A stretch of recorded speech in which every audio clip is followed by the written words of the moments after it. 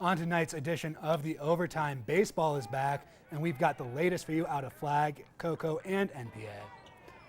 The NAU basketball teams are gearing up for conference championship runs, and NAU track and field has been doing what they do best, winning conference championships. All that and more coming up next on this edition of the Overtime.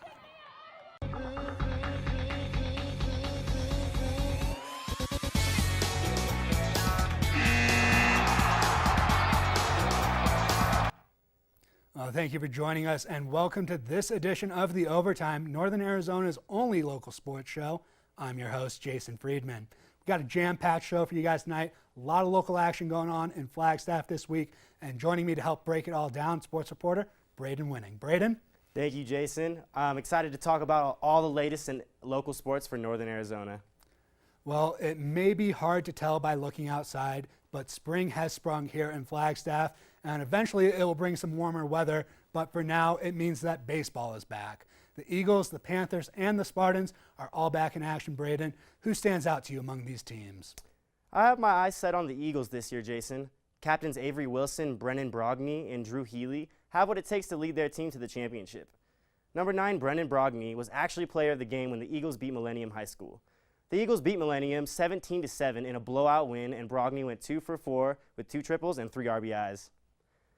Other noticeable stats worth mentioning include they have a total of 12 stolen bases so far, almost doubling the national average. Another player to look out for is sophomore pitcher, number 17, Rylan DeBosch. DeBosch was awarded player of the game when the Eagles played against Deer Valley High School. The young sophomore pitched for 6 innings and allowed only 1 earned run. I'm excited to see what the rest of the year has in store for the Eagles. Well, Flagstaff is looking pretty good heading into the season, no doubt. But the NPA Spartans are coming off a very solid season themselves last year, and they're looking to make some big strides under second-year manager Ryan Johnson. Look for seniors Zev Axler and Jacob McDaniel to lead the way for the Spartans. Axler led the team in doubles last season, and McDaniel will look to repeat his success from last season on the mound after a strong junior campaign that included a no-hitter. As for Coconino, they will look to improve this season as well, led by senior Christian Casado. Well, with just 1 game left for both the NAU men and women basketball teams, means that it's just about time for the conference championship tournaments.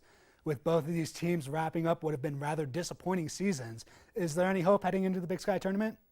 Well, after attending the ladies basketball game last Thursday and watching them beat Sacramento State, I think it is very possible for the Lady Jacks to make it all the way in the Big Sky championship tournament. That being said, they are going to have to work for it. A player to keep an eye on is freshman number 2, Reno Perez. She is averaging 9 points per game and has a total of 40 rebounds out of 6 conference games. The talent among each of these teams participating in the tournament this year is incredible, but as long as we stay focused and come prepared to play, we have a shot. Well, taking a look at the men's team this year, there really hasn't been much to get excited about heading into the conference tournament. This team has just a 5-11 record in Big Sky play this season, but the nice thing about conference tournaments is that anything can happen. The Jacks have already faced all of these teams in the regular season, and there's still a lot of talent on this team despite the record.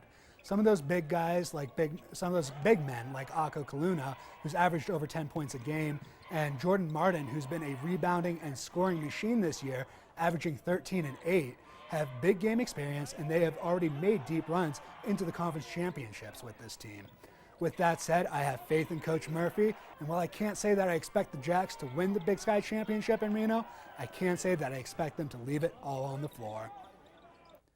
Well, Braden, the rich keep getting richer, and NAU Track and Field keeps winning Big Sky Championships. For the second time in the last 4 years, the Jacks brought home both the men and women indoor conference championships. For those of you keeping score at home, that is now a total of 20 for the men and 12 for the women. Braden, who stood out for the Jacks at this meet? You know, an athlete that stands out to me both on and off the track is sprinter James Fisher. Coming out of Arlington, Texas, his specialty is the 200-meter, and boy, does this man prove himself. Fisher finished first in the 200-meter with a final time of 21.44 seconds, coming in within just milliseconds of his personal best, which was 20.82 seconds. Tyler Day also proved himself at the event, bringing in most points earned by one player at the event in total, which was 23. Day placed first in the 3,000-meter event, and his cross-country teammates, Matt Braxter and Andy Truard, placed in second and third right behind him. Shanice McPherson came in just behind Day, scoring 22 points for NAU. McPherson placed first in the long jump with a distance of 6.26 meters. She also placed silver in the 60-meter dash. Well, Braden, it seems all this program does is win, and thrower Brooke Anderson stuck to that script over the weekend. She had won 5 of the 6 throwing events she had partaken in this season, and then went on to win gold at the conference championships in the weight throw, besting the next closest competitor by nearly 5 feet. Anderson will be one of 3 Lumberjacks competing next weekend in College Station, Texas at the NCAA Division I Indoor Track and Field Championships. Tyler Day and Matt Baxter will join Anderson in the Lone Star State, as those two will be partaking in the men's 5,000 meter. Well, dominating on the land is one thing, but the Jacks have also been dominating in the water as NAU went on to win its 4th straight Western Athletic Conference Swim and Dive Championship. Braden, which athletes helped put the Jacks over the top in this one? Well, I would feel guilty if I did not mention sophomore Tanya Kurok, coming all the way from St. Petersburg, Russia. Kurok placed first in the 3-meter competition and 3rd for platform. Not to mention she was voted as the WAC Diver of the Year after her performance. NAU juniors Kimmy Richter and Alina Staffelt also posed a threat to the competition. Richter took home the gold in the mile freestyle, and Staffelt defended her 200-meter butterfly title by bringing home a gold in that as well. Those NAU juniors also both took home a gold in the 800-meter freestyle. All the girls put in their best effort, and it showed.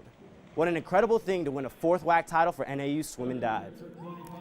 Well, this year wasn't necessarily the pure domination that we saw at the conference championships last year. The Jacks were able to scratch and claw and ended up on top once again. The heart and soul of this team for the last 4 years has been this senior class. Sarah Lenoff has been all WAC first team every year here at NAU, and she dominated once again this year. Alexa Geiger will leave behind an impressive legacy here at NAU, recording the 5th highest scores in school history in both the 1 and 3 meter diving events, to go along with 2 first-team WAC honors and also being last year's WAC Diver of the Year. So congratulations to all the ladies and the coaches from NAU Swim and Dive, and best of luck to the seniors who will be graduating and moving on this spring.